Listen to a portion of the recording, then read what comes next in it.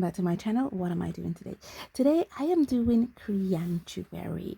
Now Creatuanary, I'm not sure about the history of this monthly art prompts, but this is where for the month of January you draw creatures. And we're in January right now, so I want to draw creatures for you. Now, the Creatuanary, they had a prompt list. I will share the prompt list for you, and you're free to follow along. But I've been thinking I want to really explore my Belizean heritage, my Belizean roots. And in Belize, we have our very own creatures, folklores and tales that I was told as a child growing up. And I'm sure there's other Belizean children out there that are told these fairy tales. Now, some of them I got from my friend. Got it right here, guys. Okay. Hybrid Imagination, and this is by my girl Aberrant Citrus. She made this illustrative book where she talked about different lores and creatures in Belizean history, and one of the things that she spoke about was Belizean folklore. Now that's her animated thing. Let me bring guys in a bit. Now I'm not going to give you a full book tour of this, but I'm trying to get to the page, guys. Yeah, this is some of the things she talked about, the food and fauna in Belize, the manatee. But one of the things she talked about in her book, in this illustrative book, was actually her Belizean folklore. Now she had highlighted a few of them, and one of them is the most infamous and the most famous, Tata Duende. Now Tata Duende is part of our Hispanic culture, as well as it was also adopted in my Creole culture. And I don't say duende, I say duhende. So I will give you those two pronunciations and spelling because the Creole just say just a bit different. But in my Creole tone, it's Tata Duhende. Tata Duhende is everyone's favorite celebrity folklore. Like I said, he's the most famous and infamous. He is famous throughout Belize for kidnapping children who wander too far or misbehave. He loves to nap behind bushes after his last capture.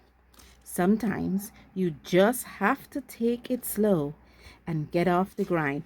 Now, the thing that I was told about Tata Duhende is that if you misbehave or if you stay out late at night, he's going to kidnap you and cut your thumbs off. That's what his infamy comes from, because he kidnaps rude children and cut their thumbs off. And for years, this is even into my late teens, I was scared of Tata Duhende. His feet is actually backwards, just like how she drew him here. Let me bring you guys in just a bit. Just like how she drew him here. He has backwards feet, so his toes is actually pointing towards is actually pointing upwards from his butt. Okay, it's not pointed forwards like this, it's like that. And he has no thumbs. And if you want to fear off Tata Duhende, you have to sleep with your hands like this, showing no thumbs at all. And you see how naturally I did it? Because for years I was scared of this guy. So every night when I go to sleep, I sleep like this because I don't want him to see that I have thumbs. And inspired by my friend, I decided to draw my own version of Tata Duhende. Okay, so this is my version of Tata Duhende, Tata Duende.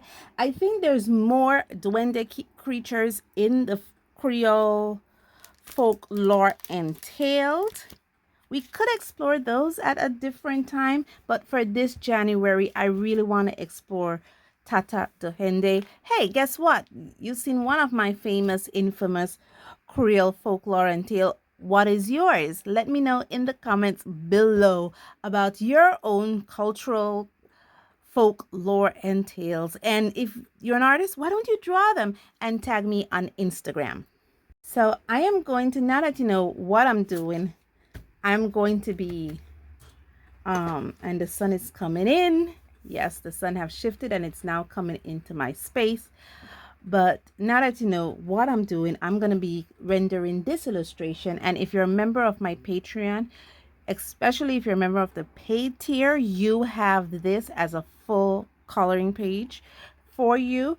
If you're a member of the free tier, then I believe I have some thumbnails up for you to color, and Tata Duhende is a part of that collection. I'll be using it in this paper again. I just seem to like this paper. And I'll be using it with these Stabilo Carbothello pastel, soft pastel pencils that I have. I haven't used them in a while.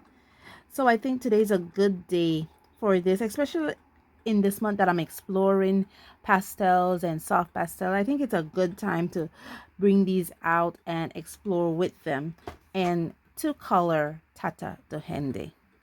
So now that you know what I'm doing, now that you know why I'm doing it, and now that you know what I'm using, let me quit that blabbering and get to the coloring.